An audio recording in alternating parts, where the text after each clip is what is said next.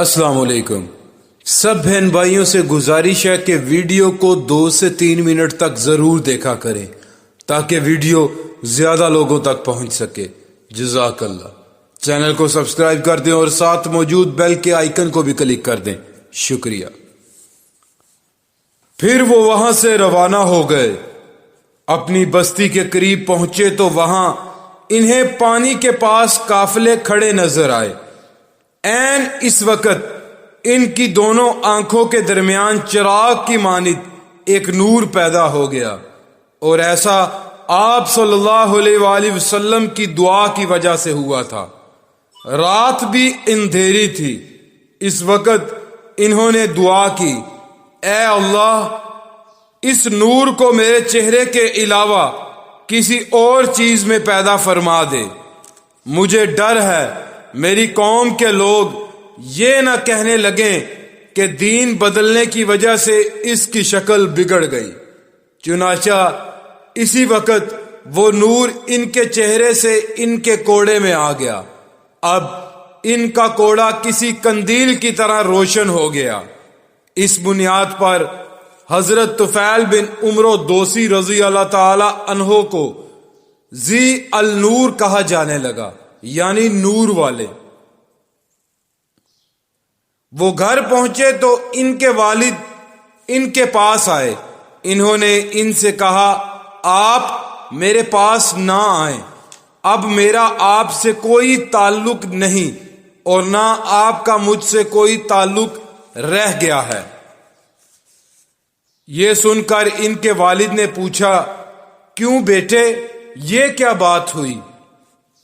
انہوں نے جواب دیا، میں مسلمان ہو گیا ہوں، میں نے محمد صلی اللہ علیہ وآلہ وسلم کا دین قبول کر لیا ہے۔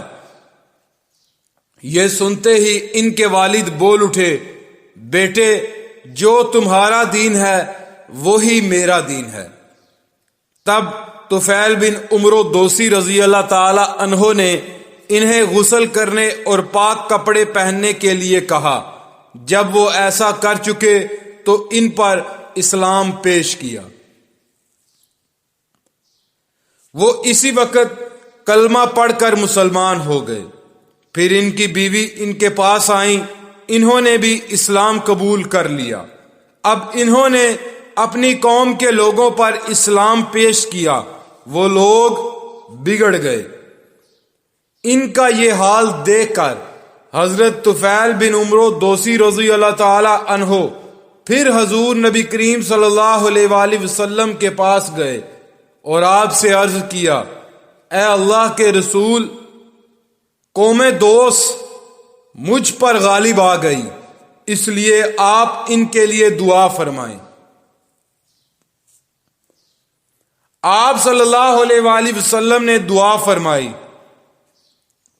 اے اللہ، قوم دوس کو ہدایت عطا فرما، انہیں دین کی طرف لے آ۔ حضرت طفیل بن عمرو دوسی رضی اللہ تعالی عنہ پھر اپنے لوگوں میں گئے۔ انہوں نے پھر دین اسلام کی تبلیغ شروع کی۔ وہ مسلسل انہیں تبلیغ کرتے رہے، یہاں تک کہ حضور نبی کریم صلی اللہ علیہ وآلہ وسلم مکہ سے ہجرت کر کے مدینہ تشریف لے گئے۔ آخر وہ لوگ ایمان لے آئے۔ حضرت طفیل بن عمرو دوسی رضی اللہ تعالی عنہ انہیں ساتھ لے کر مدینہ آئے۔ اس وقت تک غزوہ بدر، غزوہ احد اور غزوہ خندق ہو چکے تھے، اور نبی کریم صلی اللہ علیہ وآلہ وسلم خیبر کے مقام پر موجود تھے۔ حضرت طفیل بن عمرو دوسی رضی اللہ تعالی عنہ کے ساتھ 70-80 گھرانوں کے لوگ تھے۔ ان میں حضرت ابو ہریرہ رضی اللہ تعالی عنہ بھی تھے۔ چونکہ یہ لوگ وہاں غزوہ خیبر کے وقت پہنچے تھے، اس لیے نبی کریم صلی اللہ علیہ وآلہ وسلم نے تمام مسلمانوں کے ساتھ ان کا بھی حصہ نکالا، اگرچہ وہ جنگ میں شریک نہیں ہوئے تھے۔ طائف کے سفر کے بعد معراج کا واقعہ پیش آیا۔ جو حضور نبی کریم صلی اللہ علیہ وآلہ وسلم پر اللہ تعالیٰ کا خاص انعام اور نبوت کا بہت بڑا معجزہ ہے۔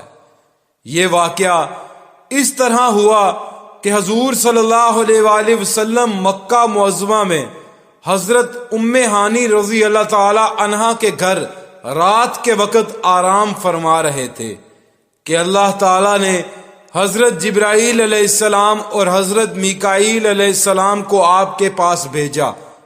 وہ آپ کو مسجد الحرام لے گئے، پھر وہاں سے براق پر سوار کر کے مسجد اقصی لے گئے، جہاں تمام انبیاء علیہ السلام نے آپ کی اقتداء میں نماز ادا کی۔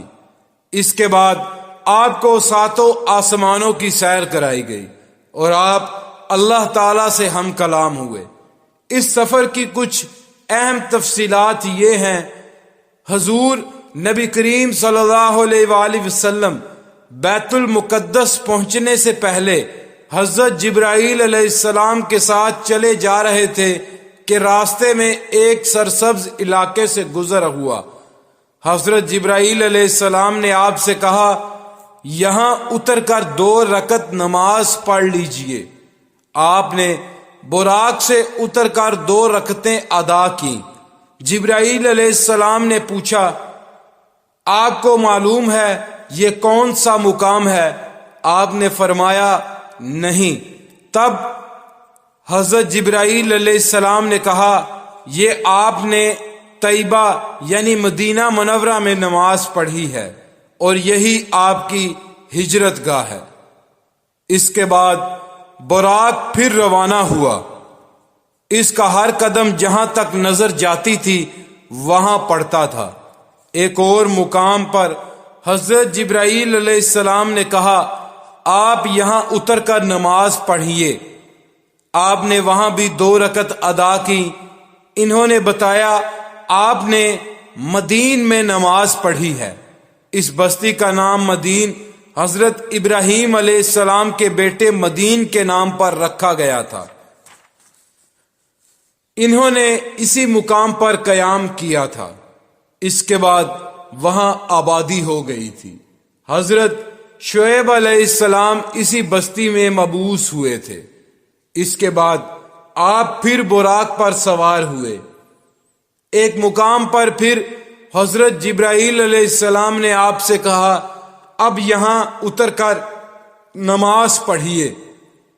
آپ نے 2 رکعت نماز ادا کی۔ جبرائیل علیہ السلام نے بتایا، یہ بیت اللحم ہے۔ بیت اللحم بیت المقدس کے پاس ایک بستی ہے جہاں حضرت عیسیٰ علیہ السلام کی پیدائش ہوئی تھی۔ اسی سفر میں آپ نے اللہ کی راہ میں جہاد کرنے والوں کا حال دیکھا، یعنی آپ کو آخرت کی مثالی شکل کے ذریعے مجاہدین کے حالات دکھائے گئے۔